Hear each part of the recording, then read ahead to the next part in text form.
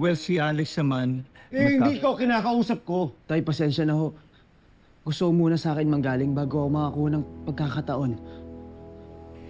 Hindi naman naging madali kay Makmak ng lahat eh. Kaya pala kayo nagkikita ni Kaloy. Ha? Niluluto niyo yung plano na to. Nonoy, kumalma ka muna. Pakinggan mo muna yung paliwanag nila. Pati ikaw, Nay.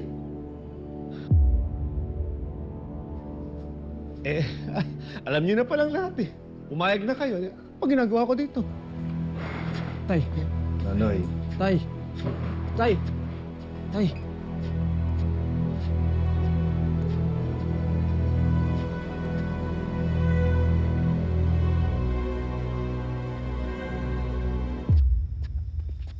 Magpapaliwanag po ako. Tay, Alam mo ba yung pinapasok mo? Ha? Minsan na tayo winilang hiya ng tao na yan eh. Hindi siya mapagkakatiwalaan, anak. Masisira lang buhay mo sa kanya. tay. Tay, mahalaga po sa akin ang karir ko si Sir Kaloy. Tingnan niyo ba naman, ang laki ng kinita ko sa isang laban lang. Kaya mong kitain yun kahit wala si Kaloy. Darating ka din doon. Tay, dahil sa kanya, nakadating na ako. Anak, alam mo mahalaga sa akin yung pangarap mo. Sinusuportahan ko nga yun eh. Pero hindi naman sa ganitong paraan. Mapapariwara ka lang sa kanya. Bakit hindi na lang natin kalimutan yung dati? Isipin naman natin yung future. Yung future ko. Hindi naman yung dahil doon sa nangyari noon eh. Ano? Ba't galit na galit pa rin kayo sa kanya? Anak, maraming dahilan kung bakit galit ako sa kanya. Pero alam mo, ang puro tulo lang nito, hindi siya mapagkakatiwalaan. Anak, tatay mo ako, makinig ka sa akin. Tay,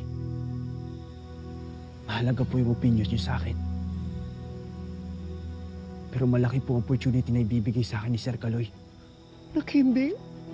Anak, ahas siya, tutuklawin ka niya. Pero tay, Ikaw nakapag-desisyon ka na pala eh. Ano pang magagawa ko?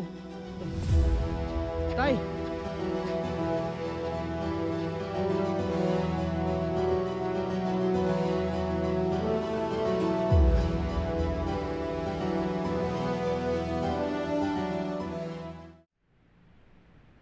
Ako, pasensya na kayo. Hindi ko alam na di pa pala alam ni Nonoy. Talaga ba? Hindi mo alam? Bakit? Hindi ba sinabi ni Makmak sa'yo na hindi niya pa sinasabi sa tatay niya? Ay, naku. Sana naman nagtanong ka muna. Alam mo, ang tingin ko tuloy, parang talagang sinadya mo eh. Sinadya mo pangunahan si Makmak para masaktan si Nonoy.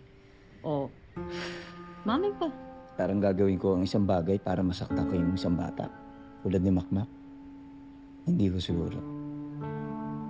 Kaloy, nagulat din ako sa ginawa mo. Ang usapan natin, si Makmak yung magsasabi sa tatay niya ng lahat. Sige, I'm sorry. Sorry kung ganun ang nangyari na sa sitwasyon natin lahat dito. Pero yung akin lang naman, gusto ko lang i-discuss sana sa inyong lahat, sa harapan ninyo, kung ano talaga magiging plano ko para sa karir ng bata. Katulad nyo, gusto ko rin alagaan yung bata tulad ng naipangako ko. Yun lang ho lahat yun. Chusero ka? Nay, pabayaan mo na. Wala na tayong magagawa. Nagkasamaan patuloy ng loob yung mag-amay. Kakaayos din yan. Ang mahalaga, alam na ni Nonoy ang lahat. Ganito na lang no? Kung ano't ano man na pwede kong maitulong, magsabi lang kayo. Para lang malaman nyo na sincere ako na magkaayos-ayos tayong lahat.